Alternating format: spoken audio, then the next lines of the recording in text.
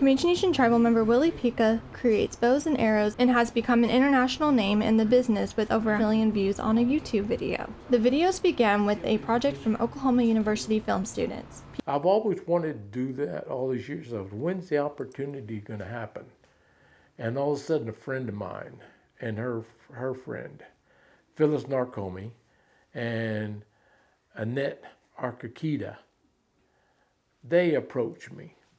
They said, we're doing a filming project at OU. We have a class.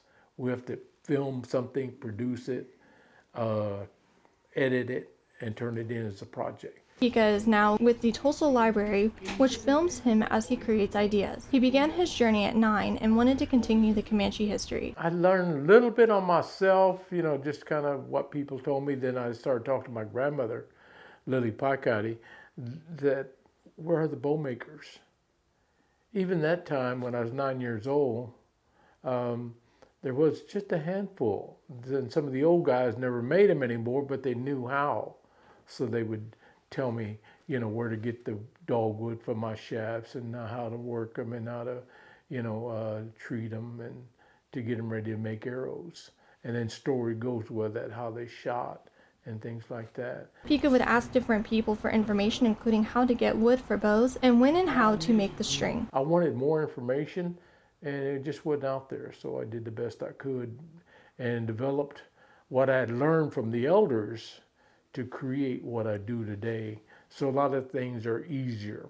When I started out, I learned how to make the bowstring with sinew. I loved it. It was good. You would just get, long fibers of sinew and braid it, okay? But what happens when sinew gets wet or moisture? It stretches. So your bow is useless, okay?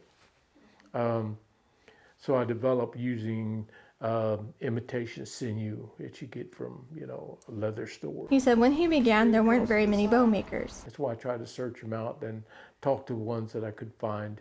But that's what caused my interest, is just be able to carry it on and do it for myself. Even when I was making bows and arrows, my other friends, they were wanting to play baseball and everything else. I did play baseball, but they said, where's Willie? Oh, he's making bows, Pekah's favorite bow is a traditional Comanche bow made out of bodark, with one still shooting 20 years later. It's the best wood. I've talked to other bow makers that were non-Indian, and they preferred bodark because bodark is a wood that it's springy when you string it up. He began the video so people could continue learning. As I talk to people, they like my videos because I'm an oil educator.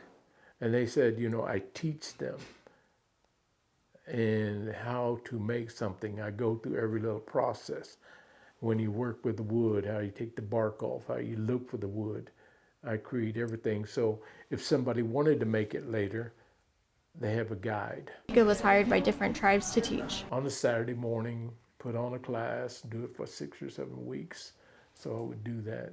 Teach them how to get a piece of wood and shape a bow, put a string on it, teach them how to make the arrows and everything. Then at the end, we'd go shoot them.